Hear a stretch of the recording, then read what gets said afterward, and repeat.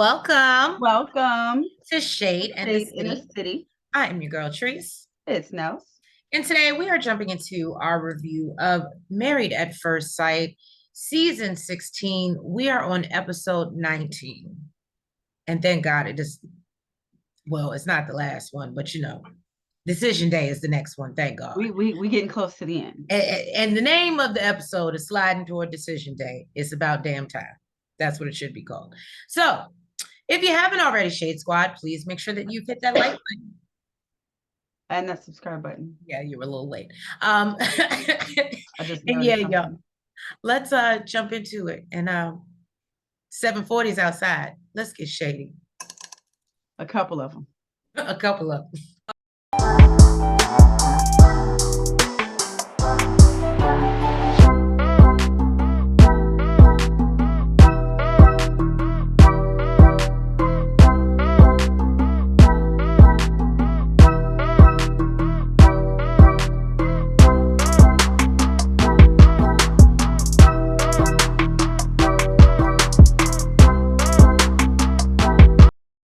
We're going to start off with good old Clint and Gina. Clint is still pretty broken up behind Gina blindsiding him. And, he feels like it was a character attack. So he still, manages to take Gina for a day out of horseback riding. And, Clint even has a cute little picnic plan for the two of them. I thought this was very cute, right up my alley.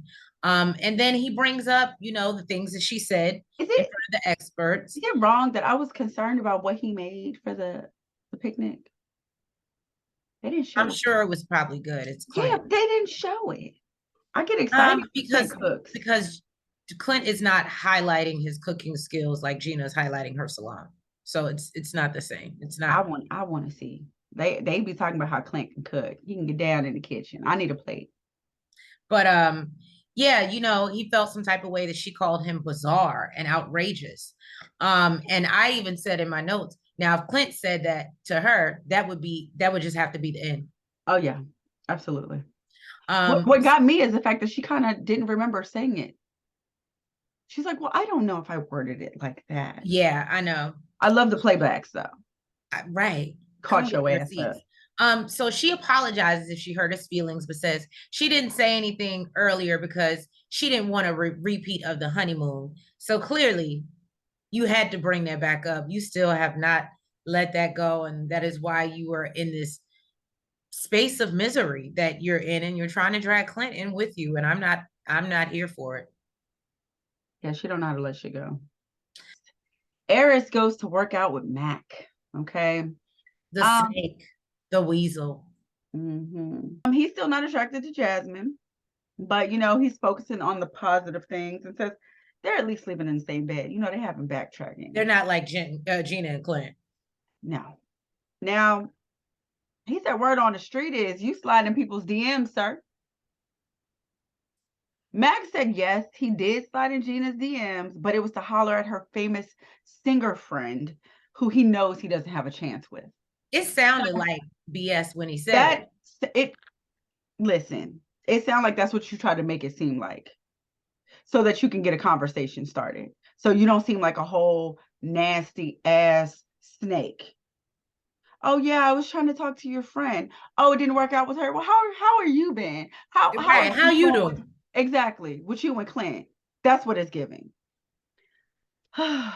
Now, he takes it a step further, calling her attractive, saying that he would go out on a date with her if circumstances were different. So yeah, he's clearly waiting until after decision day. Right. Now Dr. Pepper and Pastor Cal stop by to get an update on Eris and Jasmine.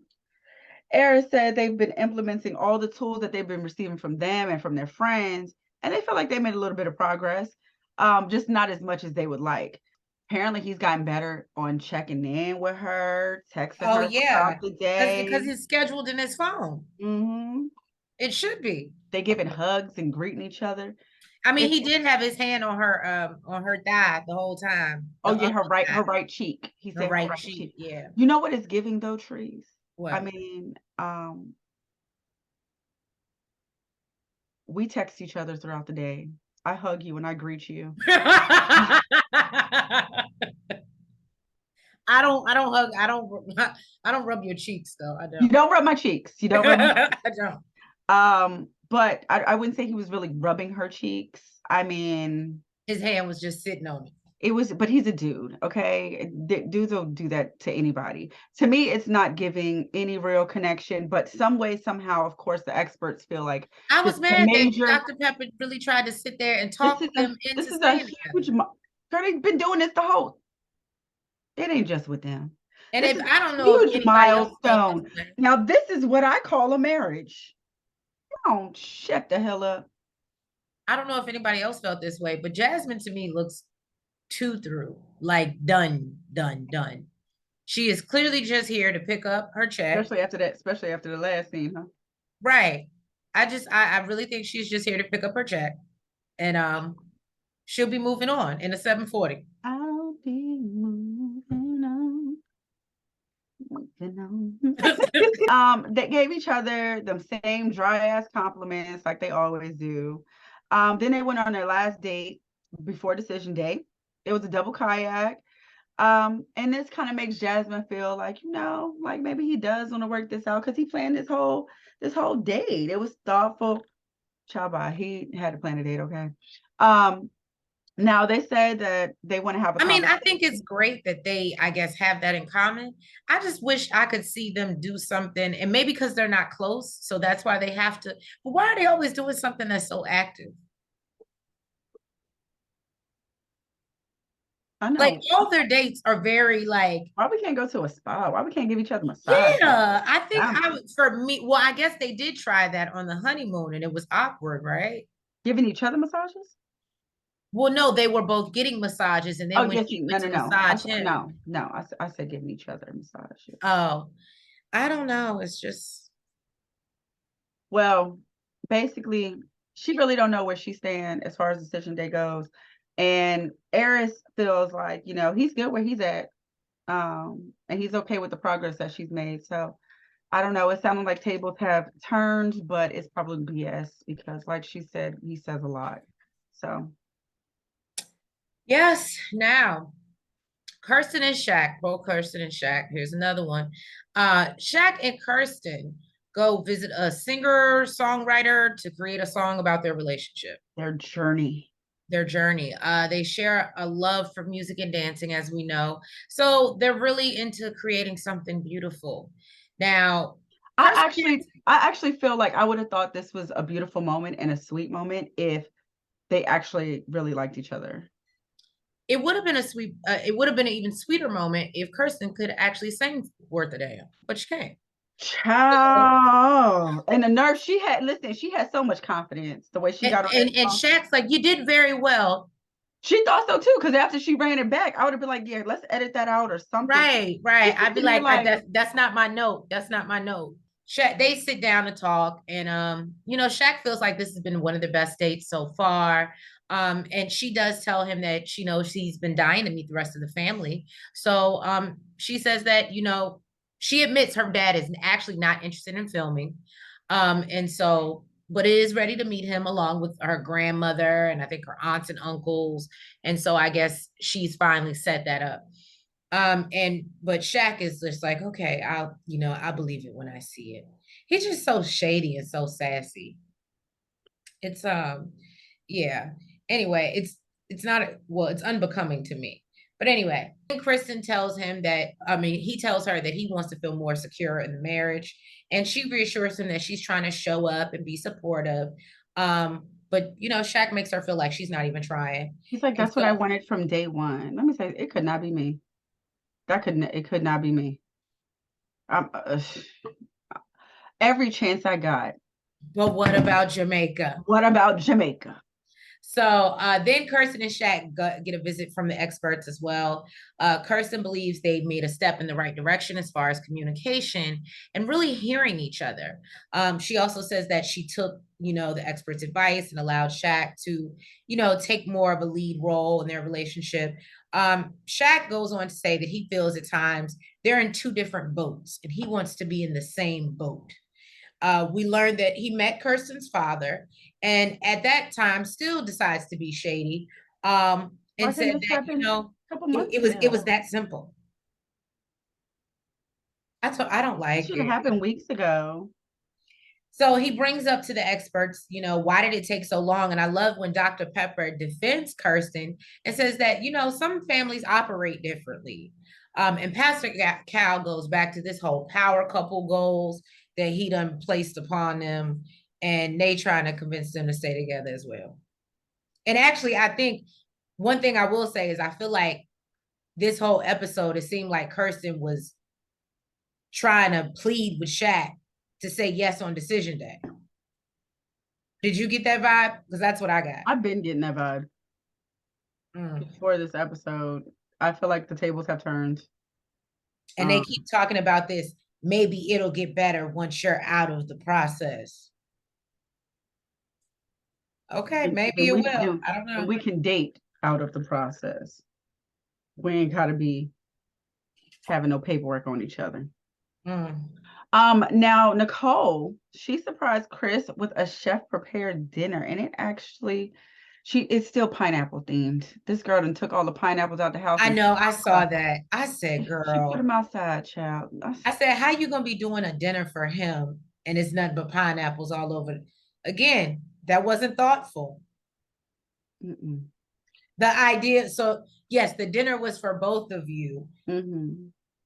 But it was supposed to be for him, so there probably shouldn't have been pineapples. Yeah.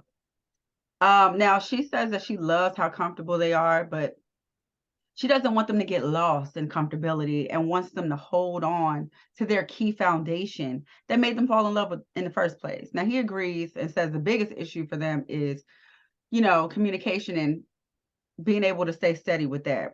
And then he actually brings up going months without living together and how it could negatively affect their relationship. I said, what? Why are you going down this rabbit hole with her? Shade Squad, shout out to the Twitter fam who tune in to the reviews. Again, I be telling y'all we be having a good old time on Twitter on Wednesday nights. Y'all better come join us. But anyway, like I said, I put the question out there to Twitter and I said, do y'all think Chris is making a backup plan? And I will say, I do believe that the collective answer is that there is a belief that Chris is planning a way out. He has an escape route, and that's called his own damn apartment. I hope he got security. Security. Okay, security. And of course, this brings her back to her question about them living together and wants to know really what's the holdup and if it's because he doesn't feel confident in their relationship. And he tells her he wants to wait till after decision day to figure that out. Why did he say that? Right? And he says right now D-Day is the focus. And, now she's sounding like she ain't too sure. She's like, whatever happens, happens. Listen, just know that I love you regardless of what happens. I think she was trying to scare him with that. Like, oh, okay, that's how you feel? Well, then, let me go on say, I don't know what my decision is. Confusing to me. She's so confusing to me because one minute she says, oh, like you said, she almost low-key threatened him. And then at the other turn, she's like, I just don't want him to lose himself in appeasing me. Yeah, she talk a good game, okay? She talk a good game. She's full of shit. I just think that's a little bit crazy. That's like don't talk to me. Let me sit in my feelings, but come talk to me, come get me. It's crazy. I love that scene where he was just like, I'm confused. Right. Like, I love that he was not trying to appease her in that moment and like, whatever you need. He's like, what the hell are you talking about? Right. All right. So the guys get together, and Eris says that, he has no intention of spilling the tea about Mac being in Gina's DMs. He plans to mind his business. Because he don't believe that it was for the same reason that he said. Like, we right. don't. So Eris asks everyone how they're feeling before decision day. And, Clint brings up how Gina blindsided him in front of the experts. And so Chris brings up Nicole pushing him for his answer on what his answer is going to be on decision day. And Clint says he's waiting for them to have their first argument, basically to see how they're going to handle it. And Shaq brings up meeting Kirsten's father and questions why it took so long again. It was just a lot of repetitive stuff. Okay. He said he was happy to meet him though, and feels like he can also be a father figure to him as well. Clint asks if they have fun together, and he says he believes they'll have fun once they're done with the process. Y'all don't even have fun together? That's a red flag. I don't think they got nothing to do with the process. Just my thoughts. Then, he's like, oh, how many of y'all, could see yourselves as a single man after this? Shaq don't want to go back to the streets. And Eris admits that, he's fine either way. He really ain't trying to either, but yeah, he's fine either way. That's what I got from it. Right. And so he said he's tired of the temporary satisfaction, and basically talks about how, he obviously realized this when he left the retreat, and, realized how much he missed Jasmine and came home alone. So it's making him rethink his decision and just his way of thinking. I don't think it's making him think that hard. I do think he want her though. I think he want her because he knows he can have her, or because he runs the risk. Like, I think they would actually get worse if they both said yes on decision day, because I think right now he's in a place, so I got to work to keep her. And then the minute that she says yes, I feel like he's going to be like, all right, I can go back to being an asshole, basically. The thing is, I think, and I was talking about this, I think that he actually has a lot of respect for her. Yeah, I believe that. I think he has a lot of respect for her. I mean, because he no, any other girl would have probably cussed him out. And he clearly could have got the draws. Right, that's true. He could have got the draws. He went this whole entire process. He's like, you know what, I'm not feeling you like that. And most dudes don't got to be feeling you like that. They're still gonna do it. That's facts. That's facts. He sleeps in the same bed with her. He has not tried anything with her, and he is stuck on the fact that, you know what, this is not where I am mentally, or where, I mean, I guess he's physically there, but that's not where he is mentally, and I'm not going to take it there with you out of respect for you. And he respects her as a person and respects who she is. He's just not physically attracted to her. But I mean, I don't know if that's coming around, because, he sees so much greatness in her and has so much respect for her. Who knows? But I think Jasmine is kind of like, it's kind of like, what's her face? Kirsten and Shaq. The tables have That's turned. True. The tables have turned. That's very true. Good point. Go ahead, Nels. Yeah, then the ladies, they get on the floor, they dance, and they got some guys. I feel like this was a whole setup. Why y'all do this? Well, Kirsten went up there and brought her big booty behind up there, and the men were gonna come up there and see what it was. They was gonna come check. It just happened to be like the right amount of dudes that just came and sat right there and came. This is giving setup. Okay, it was giving me setup. And Nicole is doing too much. She's just talking too much. She running her mouth way too much for me. She's basically, you're funny, talking about how her man puts it down in the bedroom, while these dudes are talking about, oh, you got a beta man, because I clearly can see that you are the alpha. And she's like, he's a grown ass man, he puts it down. They're like, yeah, he's a grown alpha. I'm sorry, not a grown alpha, a grown beta. Grown beta. Yeah, he is. Kirsten, she's really not giving the dude that's trying to talk to her the time of day. She ain't even looking in his direction for real. She's just like, yeah. She's like, no, I'd rather be at home with my husband. Exactly. Sir, I'm tired of this scene. We ain't doing this, and you ain't about to mess it up for me, okay? Because I'm already on thin ice. Now, Jasmine done found a connection with somebody. It's love in the club over here, okay? Because this dude is a coach as well. Apparently, he's a boxer, and he breeds dogs, and he's very, very much interested in her, and she's loving the attention. And he is interested. He's interested. I don't know if it's the interest in her or the cameras, but he's definitely interested. Okay. Talking about he got a couple of 740s. Now that to me was like, oh, you are a super cornball, dude. Super duper cornball. Like, if anything, what you Did it need to make you want to run? Did it make you want to blush like no, because Jasmine was doing? you're trying to show off and it's giving cornball. You trying to throw your little bit of money. And when you do that, it makes me feel like you really don't got it like that. Ooh, okay. So the fact it'd be different if he But was tell it, put the PSA out there for the men. That's it'd not be different. It'd be different if he was like, yeah, my car's outside, you know, and then you get outside and then you see like, oh, he got a nice ass car. But the fact he's basically trying to get your panties wet by the type of keys he got. That's the goal. And that is a turnoff. That's disgusting. So yeah, but she didn't leave, but I believe that she would have had the cameras not been there. So the cameras were not working in your favor, dude. Sorry. But then all the ladies, they get back home and I definitely think she got the number. oh, I think she definitely did too, because I feel like she definitely would have left with him had the cameras not been there. So yeah. And I think the main thing she even said while they were talking, before the guys came in, and she was talking about how Eris got to do more before decision day. She needs to see more action, and he is on very limited time.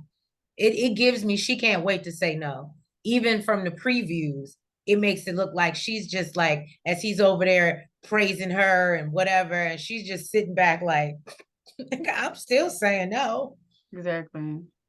And let me say this, like, and we saw from I believe it was last season. It does something to a woman's confidence when you say that you're not physically attracted to her.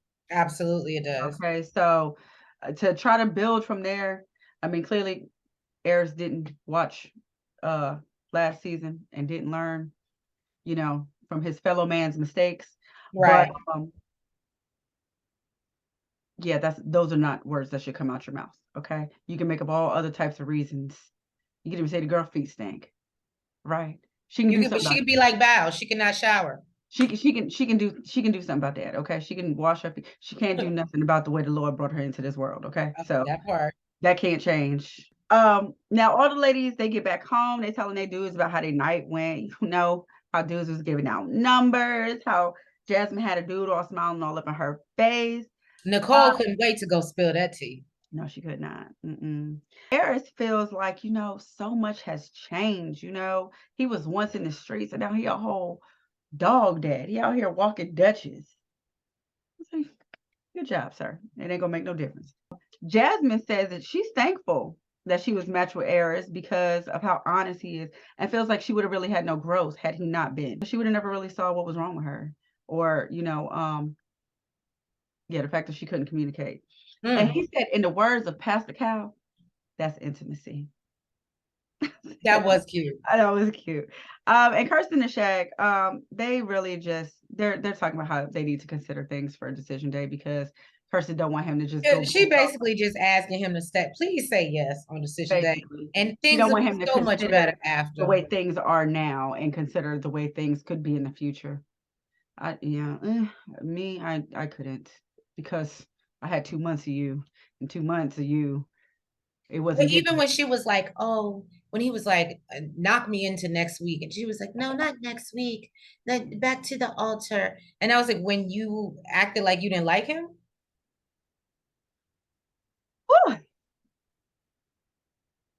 I'm just saying, we can't go back there. Yeah, I guess he was trying to help her out with that one. He was trying to help her out. And she wanted to go to the past. Right. He like, oh, you mean where I had to pull down where I was kissing your butt most of the time? Where I was taking your bricks and building up my wall? That's what you're talking about? Yeah, no. No, we ain't going back there. Look, but he's there already. So dwell there if you want to. Build a house if you want to with them bricks. Okay. Well, y'all, thank you so much for tuning in to another review of, I was going to say 90 Day Married at First Sight. If you have not already, Shade Squad, please make sure that you've hit the like button. You comment. You subscribe. And you hit the notification bell. And y'all, I apologize. We will be super late for decision day because I will be missing in MIA. So love you. You'll get the decision day review. Yeah, a little late. But I appreciate your support. Please make sure you like the video. And yeah, we'll be back to tell you what happens, even though we already made bets. But yeah, we'll be back to let you know what happens. Y'all have a great week and a great weekend and a happy Mother's Day to you all. Yes, happy Mother's Day. All right, guys. Good night. Good night.